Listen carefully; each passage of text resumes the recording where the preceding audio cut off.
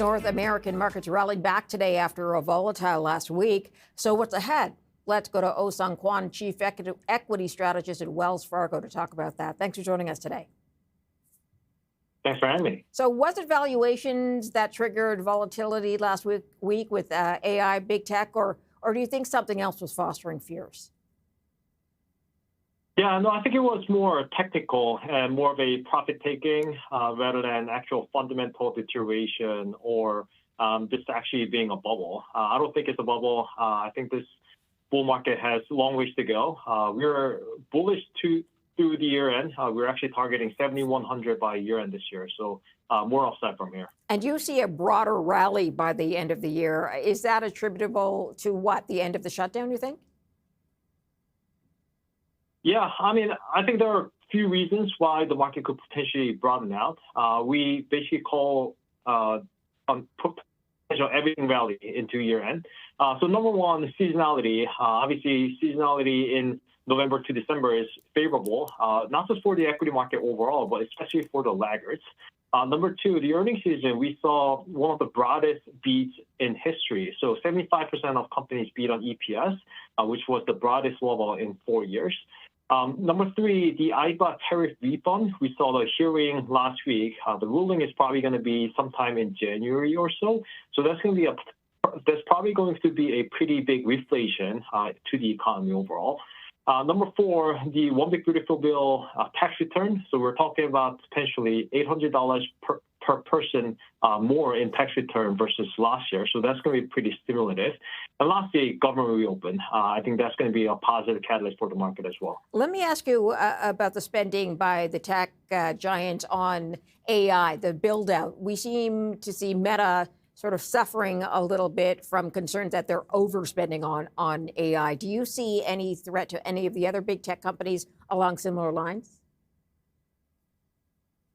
Yeah, we're a little concerned about the hyperscalers' need to spend. So that's what's a little concerning. That I don't know if this is really growth capex for hyperscalers, but almost like maintenance capex that they have to invest, they must invest to stay competitive.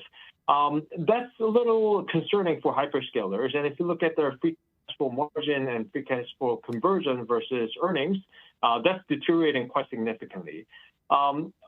But the other side is that that's actually great news for AI semis and power and those capex takers, because what that means is the chance of this AI capex, being longer is very high.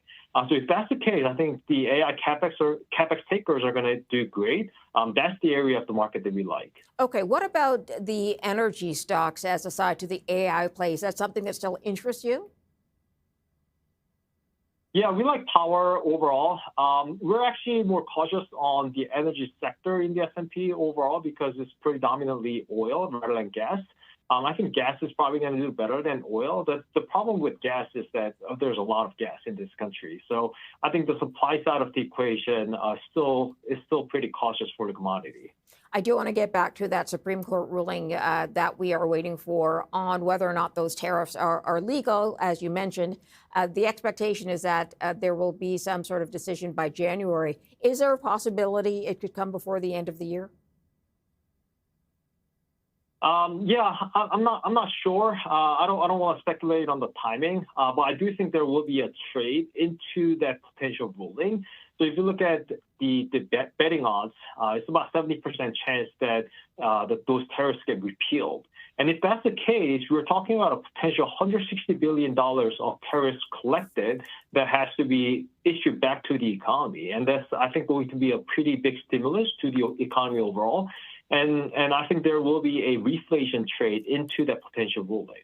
Okay, so if that is the way things go, I mean, how are you planning around that? Because A, we don't have that ruling yet, and B, as you mentioned, it could be a big shift one way or the other, depending on what comes out of it. How are you planning strategically for that time? Yeah, so we're actually recommending buying some of the tariff refund beneficiaries. So those are mostly consumer sectors and industrial sectors. into the potential event. And I think the knee-jerk reaction, if we do see a repeal, is obviously going to be positive for the market. And I think it's going to be a reflation event. So stocks up, rates up, and I think gold up on physical concerns as well. I think the medium to longer term outlook from a potential repeal is going to be muddier, that it could potentially create more uncertainty in the market, because I think the administration is going to try to find other ways to impose tariffs, so potentially creating more uncertainty. So our view is that I think there will be a reflation trade into that event, and you want to sell the news. All right, Ohsung Kwon, I'm going to leave it there, but thank you for your time. Ohsung is the chief equity strategist at Wells Fargo.